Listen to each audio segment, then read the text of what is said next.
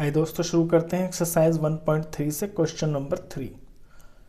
Prove that the following are irrationals. ये आपको 3 number दिए हुए हैं, इन्हें बारी बारी से आपको इरेशनल प्रूव करना है। तो फर्स्ट पार्ट है 1/√2। तो ये है फर्स्ट पार्ट आपका 1/√2। दोस्तों इसे कॉन्ट्रडिक्शन मेथड से ही प्रूव करेंगे, जैसे मैंने लास्ट की अपनी वीडियो में फर्स्ट और सेकंड क्वेश्चंस को प्रूव किया था। तो इसे भी उसी मेथड से प्रूव करेंगे। तो सबसे पहले हम इसे रैशनल नंबर मान लेते हैं। Let us assume to the contrary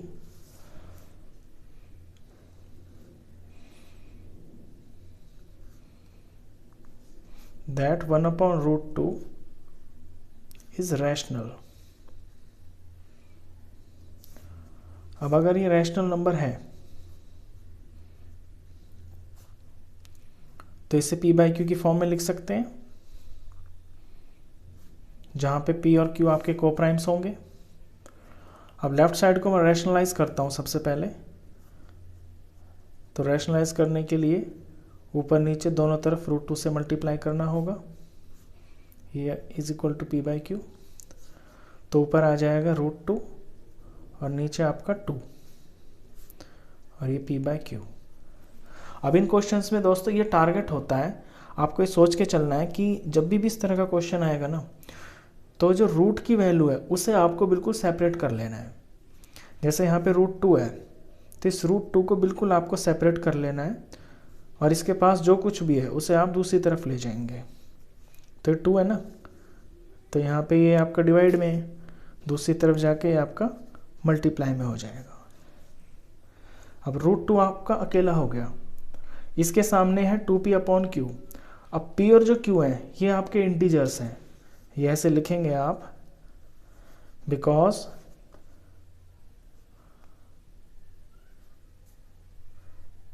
p and q are integers, therefore 2p/q is rational। अब 2p/q जब रैशनल हो गया और 2p/q आपका √2 के बराबर है, मतलब ये दोनों चीज़ें आपस में इक्वल है। तो अगर ये रैशनल है तो फिर √2 भी रैशनल हो गया। Therefore √2 is also irrational, sorry, √2 is also rational।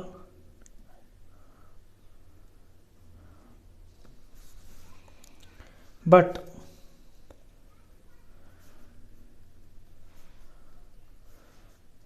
√2 is an irrational number। √2 तो इरेशनल होता है, ये तो हम प्रूफ कर ही चुके हैं सबसे पहले फर्स्ट क्वेश्चन में। तो इससे क्या निकल के आता है, ये कब आया, ये जब आया जब हमने इसको गलत माना।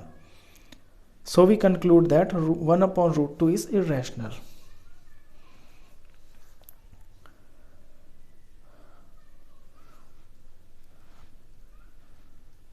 So we conclude that 1/√2 is irrational। ये हमने कॉन्ट्रेरी से 1/√2 को रैशनल माना, लेकिन यहाँ आते आते ये गलत प्रूफ हो गया, यानी कि जो हमारी एजम्पशन थी ना वो रॉन्ग थी। तो सही बात क्या होगी, सही ये होगी कि ये इरेशनल है। चलिए इसका सेकंड पार्ट करते हैं।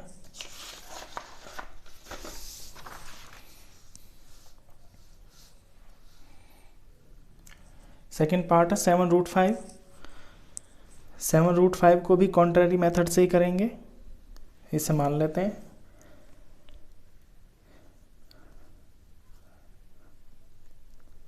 Let us assume to the contrary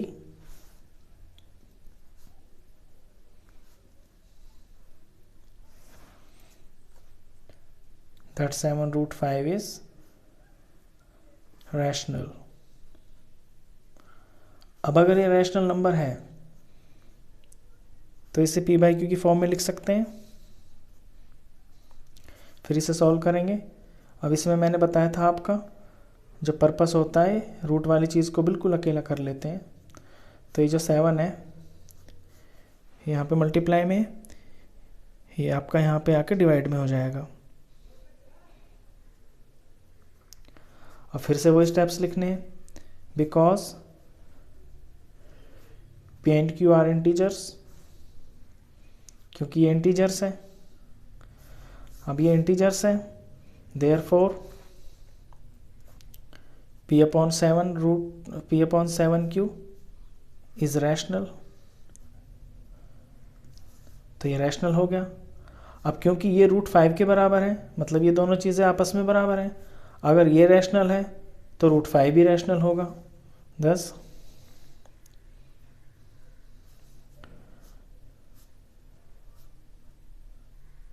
is also rational, but √5 is irrational। मतलब इसे सॉल्व करके तो ये आ गया, हमने कॉन्ट्रेरी से मान लिया कि 7√5 रैशनल है, करते करते करते हमने ये निकाल लिया कि √5 रैशनल हो गया। लेकिन √5 इरेशनल होता है, ये हम ऑलरेडी प्रूव कर चुके हैं, ये थ्योरम है। तो हमने गलत माना और ये चीज़ निकल के आई, तो सही क्या होगा? सही ये होगा कि ये जो चीज़ है ये आपकी इरेशनल है। तो यहाँ स्टेप के बाद यही लिखेंगे, but √5 is irrational, so we conclude that. इसमें आप एक चीज़ और भी जोड़ सकते हैं, so our assumption was wrong, our assumption was wrong, मतलब हमने गलत माना।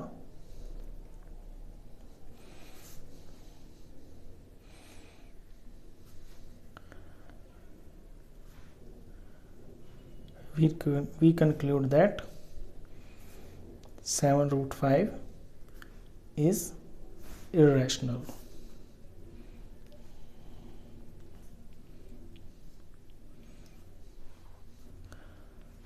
मतलब गलत मान के हम इस रिजल्ट पे पहुंचे, तो ये चीज़ गलत आ गई। तब ये गलत से गलत आ गई, तो इसका उल्टा क्या होगा? सही क्या होगा? सही इसका उल्टा होगा। यानी कि हमने रैशनल माना इसे, तो ये इसका ठीक क्या होगा? ये इरेशनल होगा।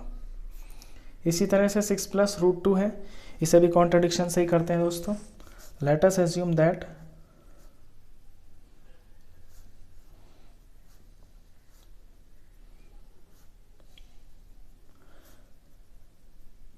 (6 + √2) इज रैशनल।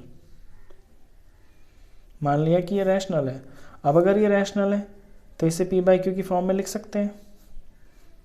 p/q लिख दिया मैंने। अब मैंने बताया था इसमें पर्पस होता है आपको रूट वाली चीज़ को बिल्कुल सेपरेट कर लेना, क्योंकि वो यहाँ पे फिर काम आती है ना समझाने के लिए। तो √2 = p/q - 6। अब इतना जो पार्ट है आपका राइट हैंड साइड, इसमें p/q और ये 6, ये तीनों के तीनों आपके इंटीजर्स हैं। तो यहाँ से आप लैंग्वेज लिखना शुरू करते हैं, because p and q are integers, therefore ये जो चीज़ है आपकी पूरी p/q - 6 इज रैशनल। ये रैशनल प्रूफ हो गई क्योंकि ये इंटीजर्स हैं। अब अगर ये चीज़ रैशनल प्रूफ हो गई तो इसके जो बराबर की चीज़ है, जो इसके बराबर दिखाई जा रही है, वो भी रैशनल होगी इस क्वेश्चन के अंदर। Therefore √2 is rational. यहाँ पर इस क्वेश्चन में अब √2 रैशनल है इसके अकॉर्डिंग, लेकिन √2 रैशनल नहीं होता है। √2 इज एन इर्रेशनल नंबर। तो यहाँ से क्या बात निकल के आई कि जब हमने कॉन्ट्राडिक्शन से इसे रैशनल माना, करते करते करते हमारा जो चीज़ रैशनल नहीं है वो रैशनल आ गई। यानी हमने गलत माना और गलत आ गया, तो सही क्या होगा? सही इसका उल्टा होगा। फिर ये लैंग्वेज लिख देंगे जो यहाँ पे लिखी हुई है, same to same ditto. So our assumption was wrong,